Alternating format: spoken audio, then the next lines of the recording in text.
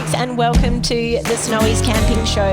You are here with Ben and Lauren every Monday, like normal, except for last week because we've been in a bit of the wars, haven't we? There's a bit of COVID going around, as with everyone. So trying to work in doing all these things between people who are in isolation. Sort of just don't even want to talk about it anymore. You know what I mean? Bit over it. Yeah. But anyway, so apologies that we weren't with you last Monday, but we are back this week and we are talking about dunnies.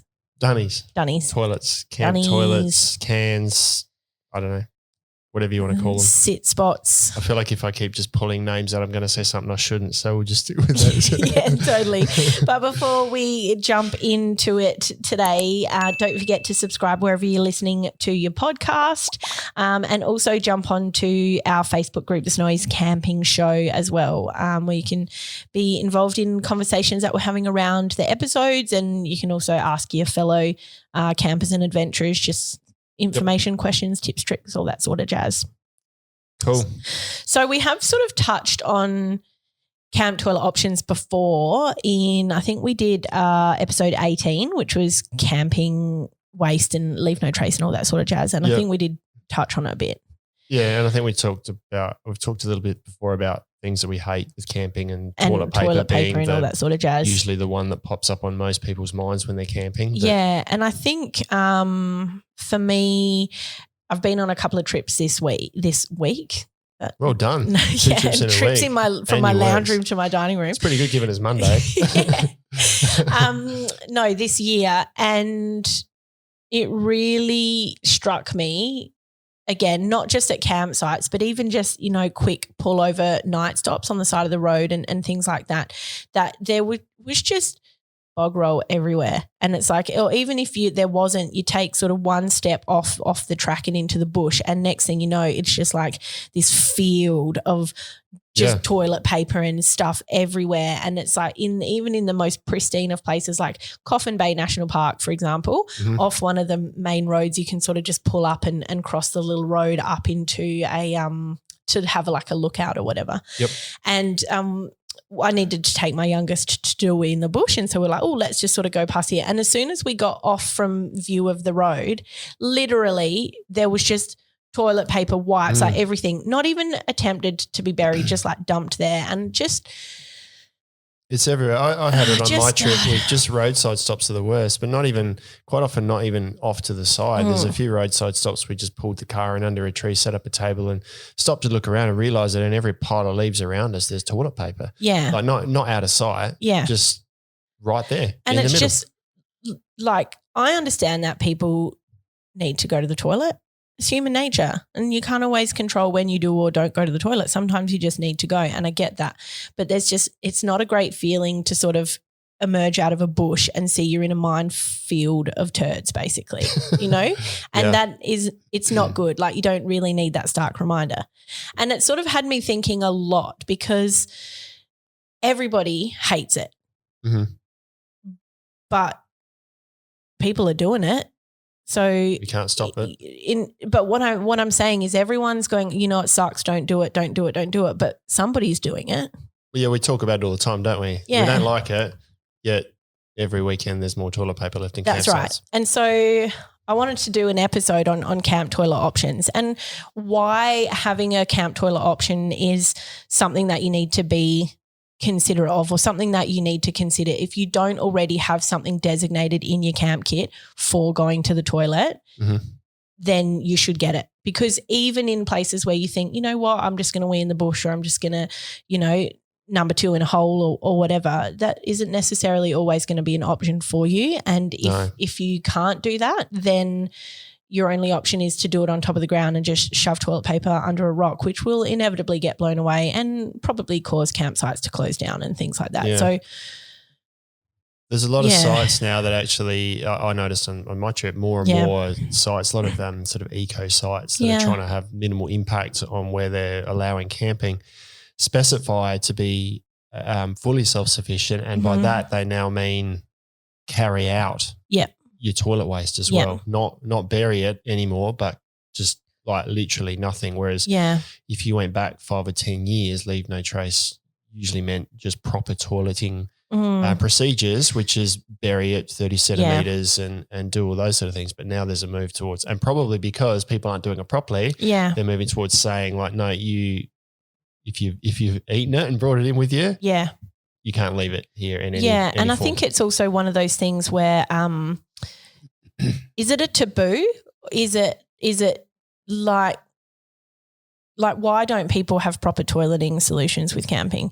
Is it literally just an attitude of I've always, taken a poop in the bush, so I'm just going to keep on doing that? Is it this thing, a gross thing about not wanting to carry your waste with you? Because it does sort of seem against, just against nature to carry a bag of your own poo around. You know what I mean? Yeah, but we do it with kids, don't we? We carry bagfuls of nappies and all that sort of jazz. Kids stuff, but it's a change of mindset to be able to do this, and there are ways you can do it to make it not smelly and as tidy as you can. Yeah. So one thing before we sort of jump into all the options and things like that, I would really love to hear people's feedback just from generally the camping community and people who go on trips and adventures and things like that about what you think that we can do as a community, or what you think that we can do as individuals to sort of help try and curb this this sort of thing happening. Because as I know that I've said before, and I hate being a broken record, campgrounds are getting closed down because of this one thing. It doesn't seem to be as hard for people to take their rubbish as it is for them to be toileting responsibly. And I think if we can try and sort of nail out a solution to this, it'll be all the better for all of us. Absolutely. Yeah. And it's all the accessible campgrounds, the ones that are easy to get to by car and, quick, easy weekend getaway that are being closed down because they're so accessible. Yeah. And those people that are going there aren't prepared for what we're talking about here now, to just tidy up after yourself and either carry your waste out or deal with it properly when you're there. Yeah, totally. So toilet paper. Well, I thought that this was really interesting because I know I've sort of said it before about toilet paper not breaking down and things like that, especially when it's not buried and put over the bush or whatever. But I was doing a bit of research, and apparently it can take anywhere up to 1 to 3 years for toilet paper to break down, and that's even in a hole. Yeah, right. So I guess that depends on the type of toilet paper too. Well, the study that I read and the experiment I read did a whole range of multiply and single ply and recycled and not recycled, and it just seemed for the most part it really wasn't breaking down. And even after a couple of months, people were sort of digging up holes and still finding it complete. But it was like in areas that were cold with like really cold, really wet or really dry soils, apparently it didn't break down. But soils that were sort of considered generally healthy, like just nice and moist, nice and loamy, had nice, good, microbial life, whatever, broke down pretty quick. But yeah, and I just thought that was really surprising because I would have thought if you bury toilet paper, it would go pretty quickly. But I think part of making it happen quicker with that microbial process that you talk about is to not necessarily just bury it under dirt, but maybe throw some sticks and things in there and kind of trying to get that whole breakdown process to happen quicker. Still not going to happen in months. But if you think about that, 3 years for everyone who goes to a campsite, digs a hole, buries some toilet paper.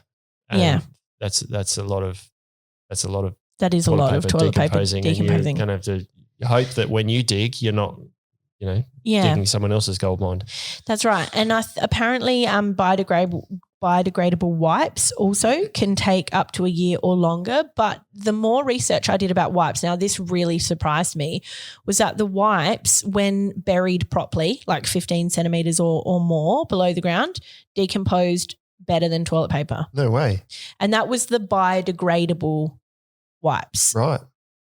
That's so not the sort of plastic based ones and the, your standard wet ones or whatever, and not compostable ones, because compostable need like accelerated heat compostable, but the biodegradable ones apparently made of like bamboo and things like that, they degraded a lot quicker. That's good to know, because I see a lot of wipes around and I just kind of think, well, then maybe they're the plastic ones, but people seem to think the wipe, they bury it the same as the toilet paper, but have a look at what it's made of, because some of them won't decompose. They'll sit there forever. Yeah. Obviously, as you're saying, there's others that will decompose quicker than some. Now, the other thing, just quickly on toilet paper before we keep moving on is porta potties. Do you know anything about whether or not you can put wipes in porta potties, or is there specific requirements for porta potties with toilet paper? Well, I know if we look at, say, the Thetford porta potty brand, which is kind of the one that's been around for a long time, they have their own toilet paper, which is not a thick, luxurious 3-ply toilet paper. It's designed to do the job and decompose in or break down with the waste. So you've got to use the right one. I think if you start using something with perfumes or your average Kleenex off the shelf, it's probably not going to work as well. Yeah. Maybe it will take longer, but I know the stuff that they sell is specifically designed for use in a porta potty. Yeah. So I'm thinking if that's the case, it'll probably also break down quicker in the ground. Yeah. If it's designed to break down in a toilet, but that's also combining it with chemicals and things, I suppose, which accelerate it. So wipes. I probably wouldn't. I want to say no, don't use wipes, but I don't know. I've not actually looked into wipes to understand that there's actually plastic and bamboo and different types. Yeah. It makes sense when you talk about it. I guess some might work, but I don't think they break down as quick as this toilet paper, which is like you wouldn't. Yeah, that's Thetford type stuff. It's thin toilet paper designed to break down quickly within a porta potty. So yes, there are considerations for a porta potty and the toilet paper that you use. And the other element of this before like toileting and whatever is like trowels and shovels and things like that. And I think maybe for a lot of people there's, they might not think they have room for a shovel or a trowel in their car or whatever, especially if they're car campers. Maybe they don't have roof racks, things like that. But you can get some really light ones or some compact ones that sort of screw apart and then screw together to make poles. You can get little handheld ones, things like that. So it's absolutely totally achievable for you to have some sort of trowel or shovel in your camp kit. Yeah, most four-wheel drivers will have a shovel of some sort anyway. I always have a long-handled shovel because it's so much easier to dig a hole with a large one. But I do also have a small trowel that stays with my little toilet kit that has a 3-part handle, I think. So it folds out to, I don't know, what's that, about 50-odd centimetres long. Is it like one long? of those ones that has a little D handle but it's like a pointy thing? Oh, it's a little bit like that, but it's actually got it's just a cheapo one. It's got a straight handle and you can turn into a pick or a shovel or whatever and it'll do the job. But then I've got really compact ones for hiking as well. But they tuck in anywhere in the car and they're handy for more than just digging holes for your toilet business. So, yeah, you're right. No excuse to not have something to dig a hole with. And, you just mentioned your toilet kit before and that's what I was going to raise because I think having a toileting option for when you're camping is one thing, but it's not like you're going to get it out and set it up on the side of the road if you have an emergency stop and there's no toilets around. So having something even just like a little a dry bag in your car that fits in your glove box or, above your visor or wherever you have space, and you can get one of those small pocket trowels that are like, smaller than a drink bottle in size. Yep. A little bit of hand sanitizer, can have some loo paper or wipes or whatever your choice is. And, that's it. Wherever you are, wherever you stop, you can dig a hole, make sure it's a good size hole, do your business, do your wipes, chuck it away. Or you can even have, you can even have a dry bag where you pack your wipes or your toilet paper out. I think that's probably going to have to start being the norm, and something I'll consider next time I do a long trip is to have some way to it's got to be a reasonably easy method to use. You don't kind of want to be delicately trying not to touch the sides and the kids have made a mess around the edge, but some way to just, throw your toilet paper in. It's going to smell when you open it when you do the job, but you seal it up when it's in the car and you're done and you can empty it in the next toilet. Is I know I just said a dry bag. Oh, I just tapped my microphone there with my pen, waving it around. So you know how Cedar Summit do that trash sack? Yeah. The liner. For me, I don't really, they're cool and I've had them, but I don't really use it that much because it's a little bit smaller for me when we're camping as a family. I just take an old chook food bag, for example. But something like that would be perfectly awesome to use to pack out your loo roll because it is lined with a bin bag already. And you could put a scented bin bag in there if you wanted to, like a bathroom scented bin bag, or you could even chuck a bunch of bicarb soda in the bottom of it to help it not smell so much. Yep. Totally dry. You don't have to touch anything with your hands. You don't even have to tip it out. All you have to do is at the end of your trip, open it up and pull the plastic bag out and dispose of it. I think that's probably something that I'll move towards. Yeah. And I think we all probably should. Yeah. What about previously, and I still do sometimes when it's safe, is to burn the toilet paper. Yeah. Doesn't always. I remember being like, oh no, laughing at you last time you actually raised this, because I was just imagining someone like trundling back from the toilet and just like chucking this filthy toilet paper on the fire, and everyone's just sitting around like, you know, having a nice glass of wine or gin and whatever, and then there's smoke everywhere. It just painted this really terrible picture. You've dug a hole, right? And you put the toilet paper in there and you're burning it in the hole that you've dug, all right? I'm not throwing it. I'm not coming back with a pile of toilet paper to the centre of the campsite and disposing of it. That's what I thought you were saying. I mean, like if it was just our family, on the campfire. It was just number ones. Then when it's just been us as a family, then the girls will bring back a little bit of toilet paper and burn it. But I'm not going to do that in a social situation. So you're talking about burning it inside your little cat hole thing or whatever you call it. Yeah, but I mean, clear it out, mate. You've got to be fire safe, wary, because it's the flames can come up out higher than the hole. But I have done that in the past. Obviously, if it's fire ban season, don't do really it. Can't do that. Yeah. Can you imagine having to explain to the CFS how you started? I was burning my bog roll. So this is how it happened. I mean that. But it still doesn't all burn away, because some of it doesn't burn. But I don't know what's. I'd be interested in other people's take on this as well. But what's I would have thought that in that instance, the ash would have a much better chance of degrading quicker than just a whole piece of toilet paper, a whole bunch of toilet paper. I reckon it's probably a really good idea. I mean, it can't blow away and stuff if you're burning it. So I've always, in my mind, I do it if it's safe to do so. Yeah, if it's safe to do so, I feel like that's a really reasonable idea. Yep. And, if you do have like that little toileting kit, you could just have a little lighter in there. Well, that's what's in mine. So I've just got it's actually the blacksmith pipsqueak bag, which fits the toilet roll perfectly. Cool. And I can fit that little shovel. I love that bag. I talked about, and hand gel, a cigarette lighter. Yep. In a little bag inside. Yep. I mean, I usually keep a plastic bag in there as well in case it's raining or anything. Yeah, for sure. Keep things dry.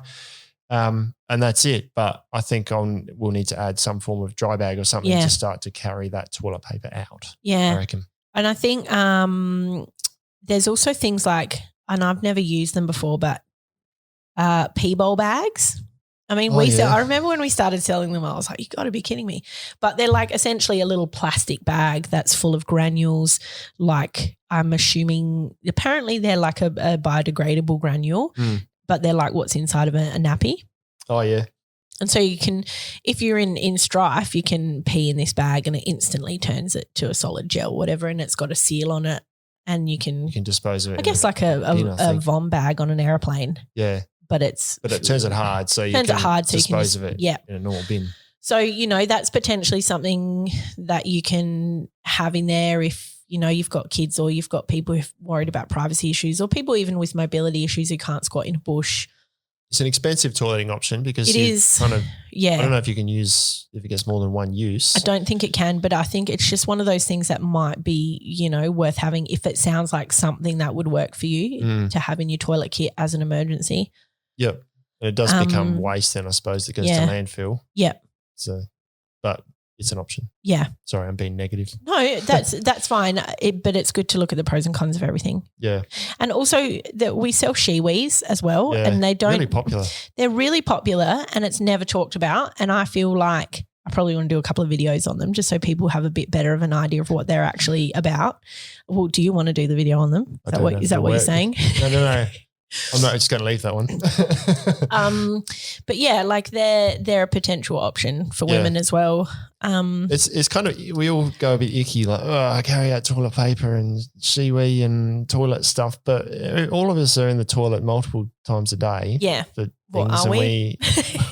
Well, let's go at least twice. Let's say for ones and twos. Yeah. But we've got this thing that it's a disgusting process, but we all do it. Yeah. No, exactly. It's all stuff that we've eaten, and our body's done it all naturally. Exactly so right. It's just a change in mindset to think, this is just what I'm going to do. And once we start carrying our toilet paper out, the first few times you do it's a bit yucky, and then you kind of just go, well, it smells a bit. And now I'm used to it. Yeah. And I feel much better about not leaving the environment in a mess. Yeah, totally. 100%. Right. So moving on. I think we've sort of had our little rant here, and I really hope that we don't sound like a broken record, and I really hope that everyone else is with us on this as well. Right. So when you are camping, car camping, full driving, things like that, you really only have – well, you have two options, and it's digging a hole and it's like a sealed unit or a take it out with you sort of unit. So they're your two options in terms of setting up a toilet. Yep. And so so you're saying either you dig a hole and leave it in the hole, or you use a sealed unit being like a porta potty or something and carry that in the car. Well, yes, but you've also got things like, your bucket loos and then your frame toilets, F bags and things like that. But sort of your dig a hole options are either, just straight up digging a hole and sort of squatting over that hole. You've got ones that are just like toilet seats on a frame that you position over a hole, and you've got things like the Thunderbox. And I personally have a Thunderbox, which is it's like, I think it's galv steel, isn't it? Yeah, I think so. Yeah, it's like a galv steel box that sort of folds in on itself with hinges. And then when you sort of pop it open, it's sort of like a square chimney, and then the top comes down and locks into place, and then it's just this little like lid. a wooden seat on there, so it's quite sturdy. Yeah.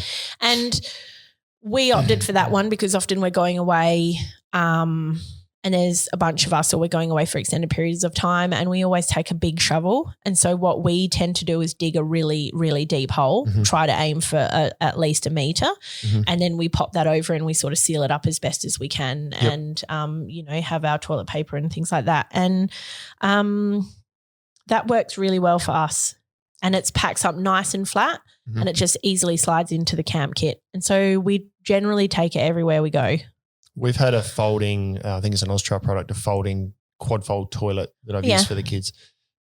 Is that the thing that has like a flap at the back, which is sort of – It's at the front. Oh, okay. Yeah, and you understand why it's at the front after your girls use it. Okay.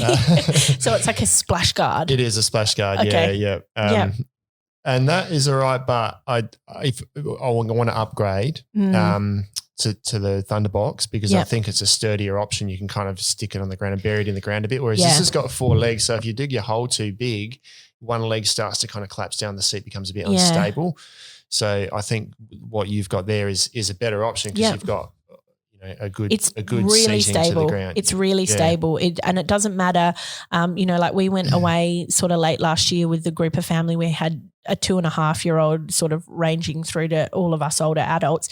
Everyone can use it. Yep. Nobody had issues getting on or off it, not mobile and not unstable. Yep. And like you said, we did it was clayish soil. So what we ended up actually doing was sort of wetting the soil a bit and packing it all in and completely sealing the base. Yep. And it just worked beautifully. Easy to clean too. The one I've got, I find easy. hard to clean because it's a fabric and there's sort of nooks and crannies that dirt gets stuck in, and then I've got to hose it off, and now it's starting to rust a bit. The only thing I would say about the Thunderbox is that the top is MDF.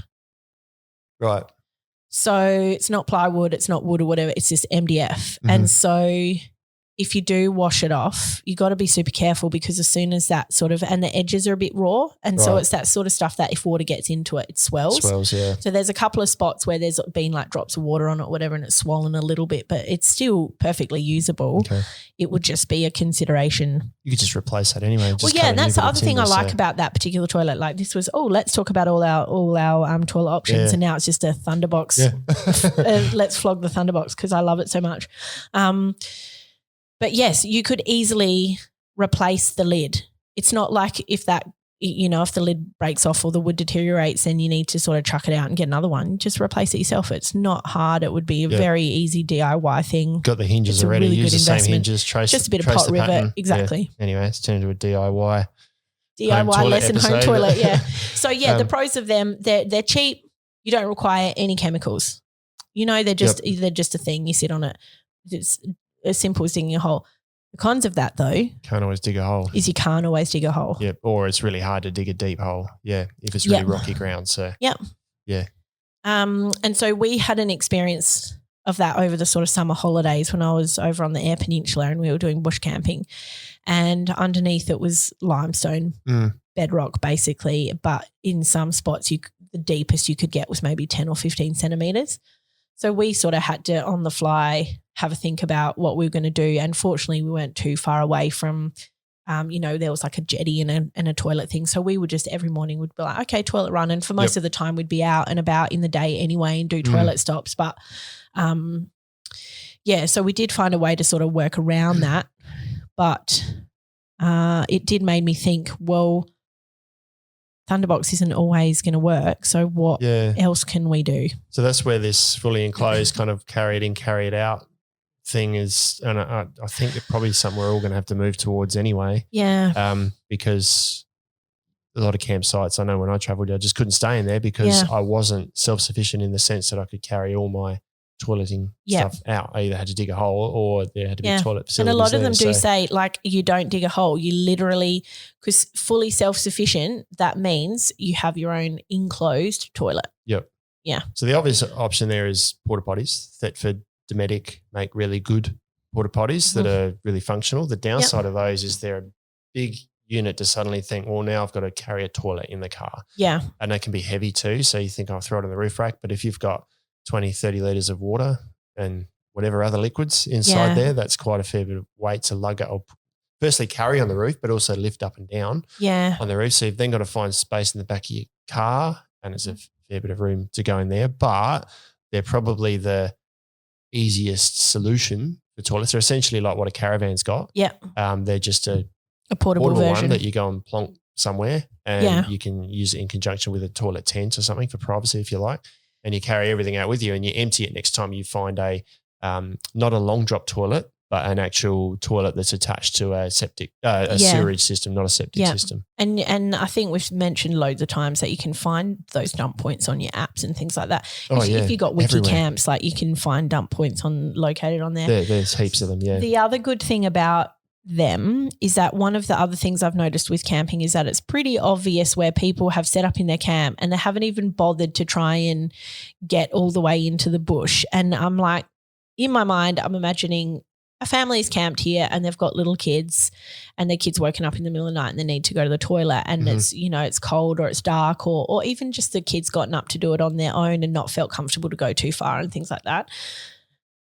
And these enclosed options are pretty good. Like they generally don't smell, and even if you do have them and, if you've got like a larger tent or something like that, you can just put it inside the tent in the night and it's got something that's right there. You can take it out or move it back to an ensuite tent in the morning. But there's a toileting option there that doesn't require you to worry about having to get up at night with your kids and things like that. Go behind the tent in the dark. No one sees it anyway.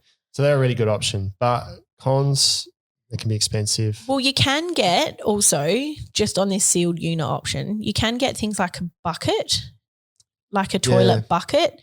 And that's where, I don't know, are the toilet buckets supposed to have a bag in them or are they just the bucket? Well, the one that I'm thinking of did have a bag, but I don't think it was a biodegradable bag. So I'm not quite sure.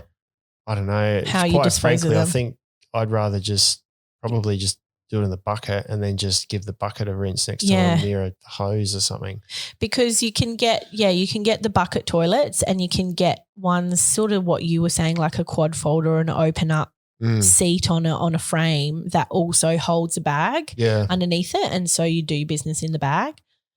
The downside of those in the bush, though, is the bag's in the open and it's prone to animals getting to it and stuff. Yeah, so that's true. Not as versatile. The bucket one's a really simple option. Yeah. A little. If you have a bucket, could you just go to a dump port and tip the bucket straight in? I guess you could. I can't see why not.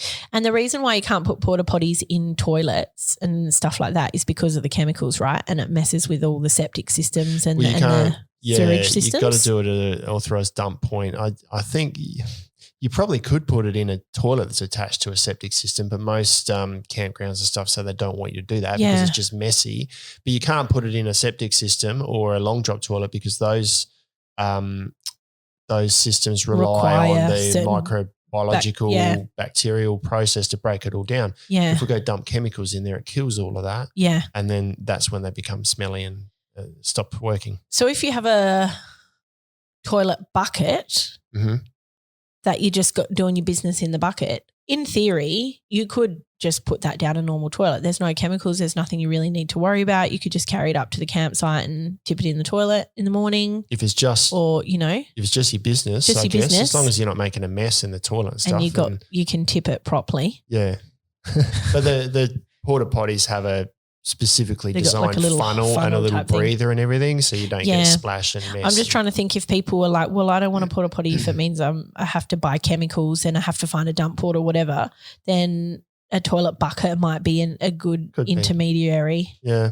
Dump points there's heaps of them now though. Yeah. You find them easily.